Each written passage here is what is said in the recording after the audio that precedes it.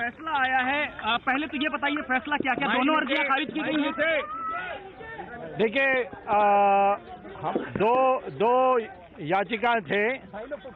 एक मेरा, जो मैंने जस्टिस सैनी के जो जज सैनी की जो निर्णय थी उसके विरुद्ध में मेरा स्पेशल लीव पिटीशन था, और दूसरा श्री प्रशांत भूषण का सीबीआई इंक्वायरी की उनकी जो डिमांड थी वो दोनों थी। अब अभी तक ऑर्डर तो मुझे पूरा मिला नहीं है। जो पढ़ा गया है, आखिरी जो पन्ना पढ़ा गया, उसमें उन्होंने ये कहा है, जज न्यायाधीशों ने, कि मैंने षड्यंत्र ये चिदम्बरम ने किया, ये मैंने सिद्ध नहीं किया। अब मैंने तो षड्यंत्र का बहस ही नहीं किया, ना मेरे प्रार्थना में कहीं मैंने षड्यंत्र की बात भी की है।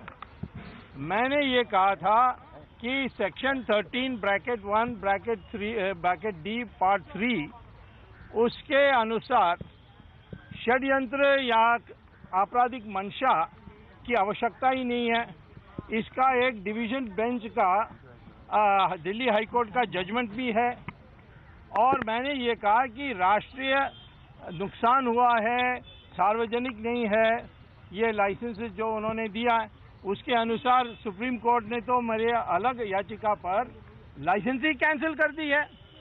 तो इसीलिए ये जो जजमेंट है इसका मैं रिव्यू फाइल करूंगा और कहूंगा जजेस को कि आपने मुझे पूरा बहस भी नहीं करने दिया, बीच में रोक दिया। जब मैंने कहा कि मैंने अभी तक साइटेशंस नहीं दी तो उन्होंने कहा आप रिटर्न सबमिशंस दे दीजिए। मैंने रिटर्न सबमिशंस भी दी है जिसमें मैंने षड्यंत्र का कोई जिक्र ही नहीं किया है। षड्यंत्र सेक्शन 13(1)(d) पार्ट 1 और 2 में आती है। पार्ट 3 में कोई षड्यंत्र का सवाल ही नहीं है।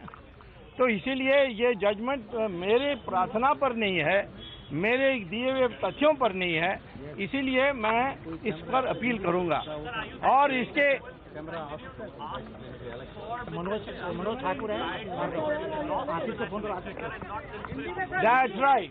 I will bring it back to the judges that you please give me a first, of course, I have to read the whole judgment. मैंने वो जो उन्होंने पढ़ा है, that which they have read out, I am basing it on that they only talked about conspiracy.